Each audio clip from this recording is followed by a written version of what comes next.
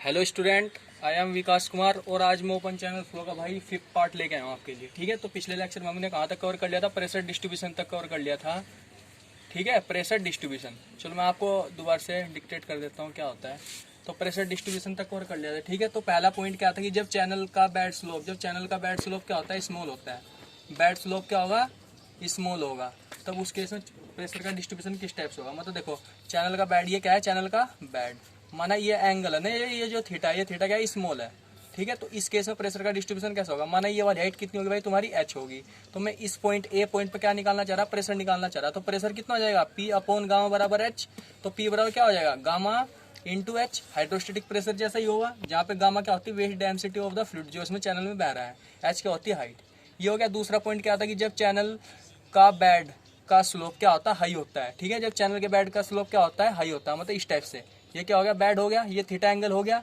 माना क्या होगी इसकी? वाटर सरफेस एलिवेशन हो गया। माना इस चैनल से बिल्कुल नॉर्मल डायरेक्शन में जो हाइट है वो कितनी है? वाई। लेकिन परपेंडिकुलर डायरेक्शन में जो हाइट है वो कितनी है? एच। तो इस केस में अगर मैं इस पॉइंट पर प्रेशर निकाल लूंगा तो पी ए बराबर कितना हो जाएगा भाई? Gamma into Y into cos theta. तो यहाँ तक हमने कवर कर चुके थे। ठीक है, अब देखो next, pressure in the curvilinear flow. ठीक है, नेक्स्ट क्या था? Pressure distribution in the curvilinear flow. ठीक है, कर्वलीनियर मतलब जब फ्लो कौन से डायरेक्शन में होता है भाई? कॉन्वेक्स कर्व होता है। जब चैनल की शेप क्या होती है? कॉन्वेक्स टाइप की होती है। इस टाइप से कॉन्वेक्स। अब देखो यहाँ से पानी चढ़ रहा है, ये पानी की क्या चल रहा है? चढ़ रहा है। तो वेलोसिटी क्या होगी? एक्सीलरेट हो रहा है वो, वहाँ पर पानी क्या हो रहा है? एक्सीलरेट हो रहा है।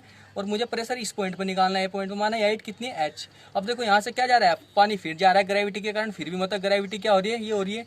अब देखो जब दो डायरेक्शन में हम क्या मेजर करते हैं, जैसे एक ट्रेन की वेलोसिटी है, दूसरी ट्रेन की वेलोसिटी है, मतलब दोनों सेम डायरेक्शन में है भाई यहाँ पर। तो दोनों सेम डायरेक्शन में जब वेलोसिटी होती है तो क्या लेते थे उनका? मतलब जब एवरेज लेंगे तो उनका रिजल्टेंट लेंगे। रिजल्टेंट वेलोसिटी क्या लेंगे? ये क्या हो गया? v1 हो गया, कितना हो गया? v2 हो गया। तो क्या करते थे दोनों को भाई? जोड़ते थे या माइनस करते थे? क्या करते थे? माइनस। ठीक है, तो क्या हो जाएगा? v1 माइनस के v2 हो जाए। इस प्रकार ऐसे कर देंगे। जो प्रेशर ए पॉइंट पर निकाल लेंगे कितना हो जाएगा? गामा मतलब डेंसिटी होगी गुना एच, ये हो गया। और जो जी, ये क्या होगा? गामा नहीं, ये क्या होगा? रो होगा। रो इंटू एच इंटू जी इफेक्टिव। ठीक है, आगे समझ में? यहाँ पर जहाँ पे जी इफेक्टिव क्या होगा? A N plus A N minus जी। ठीक है, ये चीज़ आपको याद रखनी है। दूसरा, जब प्रेशर का डिस्ट्रीब्यूशन क्या होता है?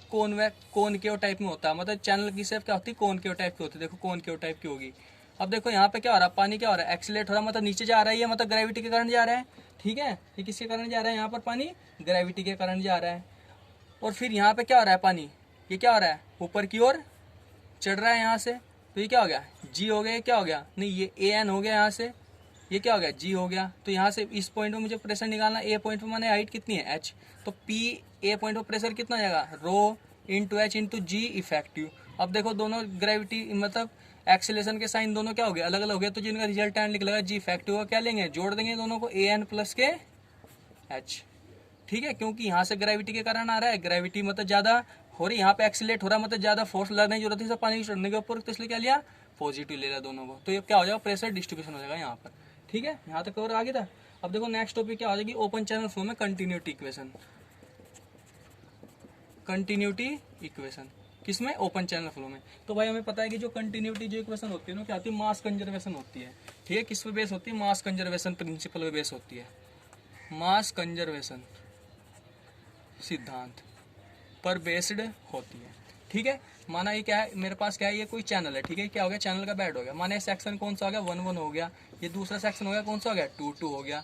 ठीक है, माना यहाँ पे फ्लो की वेलोसिटी कितनी है? v1। यहाँ पे फ्लो की वेलोसिटी कितनी है? v2। ठीक है, तो देखो यहाँ पे क्या होता है कि जो कंटिन्यूटी इक्वेशन क्या कहती है? कंटिन्यूटी इक्वेशन क्या कहती है कि जो ए पॉइंट पर जो डिस्चार्ज होगा वही बी पॉइंट पर डिस्चार्ज के बराबर होगा। इसे क्या बोलते हैं? Continuity equation.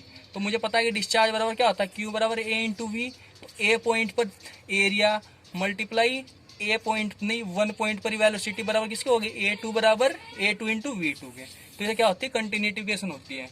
ठीक है, कौन सा, लेकिन कौन सा फ्लो के लिए? स्टेडी फ्लो के लिए। स्टडी फ्लो क्या होता है कि जब चैनल में लेंथ के अलोंग फ्लो पैरामीटर चेंज ना हो। फ्लो पैरामीटर क्या हो गया, डेंसिटी हो गया, वेलोसिटी हो गया, डिस्चार्ज हो गया, ठीक है, और भाई पानी की डेप्थ हो गई, ठीक है। तो इस प्रकार के फ्लो क्या बोलते हैं, स्टडी फ्लो हो गया। तो ये कंटिन्यूटी इक्वेशन कौन सा फ्लो के लिए होगी, स्टडी फ्लो के लिए हो गई। लेकिन अगर कंटिन्यूटी इक्वेशन हम किसके लिए फ्लो के लिए लिखे, अनस्टडी फ्लो के लिए लिखे। अनस्टडी फ्लो के लिए कितनी कौन सी कंटिन्यूटी इक्वेशन होगी भाई, del Q upon del X बराबर minus K T into del Y upon del T. ये क्या होती है, कंटिन्यूटी इक्वेशन होती है किसी कौन सा फ्लो के लिए, अनस्टडी फ्लो के लिए, ठीक है। ये चीजें आपको याद रखनी है। अनस्टडी फ्लो ये एक नंबर में आ सकता है क्वेश्चन, ठीक है। अब देखो क्या इसका मतलब क्या है, माना क्या है मेरे पास कोई चैनल है, माना मेरे पास क्या है ये चैनल है, ठीक है। चैनल माना ये पहला सेक्शन हो गया, ठीक है, ये पहला सेक्शन हो गया, कौन सा हो गया, दूसरा सेक्शन हो गया। माना इन दोनों सेक्शनों के बीच की जो डिस्टेंस है वो कितनी है, डेल्टा एक्स। माना इन दोनों सेक्शनों के बीच की जो डिस्टेंस है कितनी होगी, डेल्टा एक्स। माना पहले सेक्शन पर डिस्चार्ज कितना है, Q1, दूसरे सेक्शन पर डिस्चार्ज कितना है, Q2, ठीक है। तो डेल्टा एक्स लेंथ में, चैनल की डेल्टा एक्स लेंथ में कितना डिस्चार्ज चेंज हुआ, Q2 माइनस के Q1, यही तो होगा कितना डिस्चार्ज चेंज हुआ पर यूनिट डिस्टेंस। वो किसके बराबर होना चाहिए, टी क्या होती है, चैनल की टॉप विड्थ। वाई क्या होगी कि डेल्टा टी समय में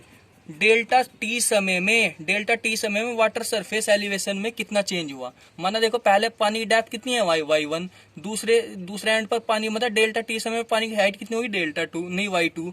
तो कितना चेंज हुआ वाटर सरफेस के एलिवेशन, y2 माइनस के y1, यही तो होगा। मतलब डेल्टा टी टाइम में वाटर सरफेस एलिवेशन में कितना चेंज हुआ, उसे क्या कहते हैं, dy अपॉन dt कह दिया।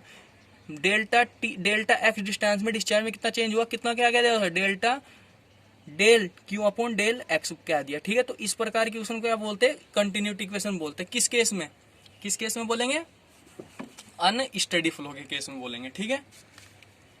किस केस में बोलेंगे, अनस्टडी फ्लो के केस में बोलेंगे, ठीक है। तो अनस्टडी फ्लो की क्या हो गई थी भाई, कंटिन्यूटी इक्वेशन हो गई, ठीक है। तो अनस्टडी इसमें क्या कहते हैं कि जैसे क्या है, मेरे पास सेक्शन था, ठीक है, ये क्या है, चैनल सेक्शन, ये पहला सेक्शन, ये दूसरा सेक्शन, ये पहला सेक्शन था, ये कौन सा था, दूसरा सेक्शन।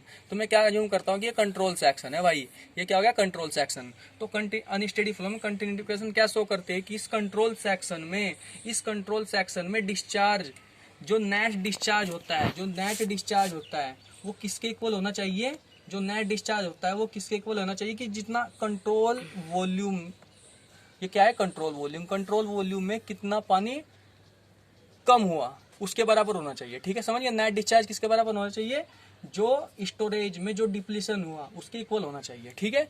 तो इसमें क्या कह सकते हैं, net discharge in control volume किसके बराबर होना चाहिए भाई, यहाँ पर depletion of storage in control volume, CV मतलब कंट्रोल वॉल्यूम, ठीक है। आ गया भाई समझ में यहाँ तक, चलो बहुत बढ़िया। तो कंटिन्यूटी इक्वेशन आपको पता है भाई, इनकम्प्रेसिबल फ्लो के लिए वैलिड होती है, उसमें फ्लूइड मैकेनिक्स में पढ़ाया था जब मैंने, ठीक है। अब देखो नेक्स्ट टॉपिक चल गया भाई, मोमेंटम इक्वेशन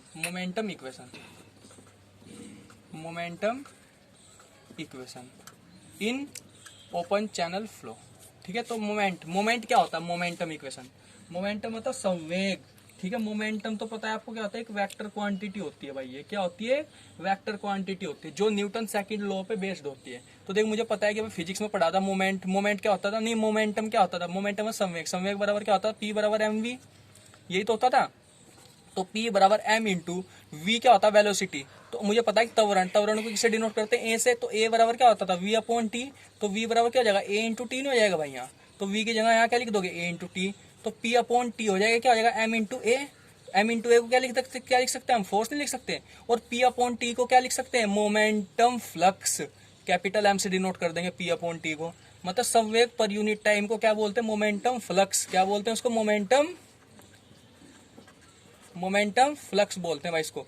तो कैपिटल M बराबर क्या हो जाएगा भाई, F के बराबर नहीं हो जाएगा, ये नहीं लिख सकते भाई हम यहाँ पर। अब देखो मैं कंट्रोल क्या बनाता हूँ, देखो एक कंटिन्यूटी इक्वेशन बनाता हूँ, ठीक है। तो सबसे पहले लिख लेना जो मोमेंटम इक्वेशन कौन से फ्लो के लिए भाई, हमेशा जो मोमेंटम इक्वेशन होते हैं ना, अगर कहीं क्वेश्चन में नहीं दिया तो हमेशा क्या लिखते हैं कि भाई कंटिन्यूटी इक्वेशन की कुछ लिमिटेशन होती है, स्टेडी फ्लो के लिए वैलिड रहती है, ठीक है।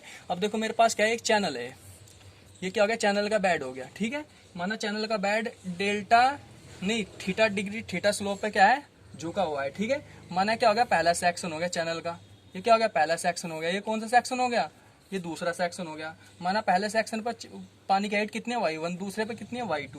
ठीक है, ये मैंने क्या ज्यूम कर लिया कि भाई ये कंट्रोल सेक्शन है यहाँ पर। ठीक है, माना इस कंट्रोल सेक्शन में जो पानी का जो वेट हो कितना हो गया, W1। अब देखो ये वाला एंगल कितना होगा, थीटा नहीं हो जाएगा, और ये वाला कंपोनेंट कितना हो जाएगा, W sin थीटा हो जाएगा, और ये वाला कंपोनेंट कितना हो जाएगा, W cos थीटा नहीं हो जाएगा भाई ये वाले कंपोनेंट।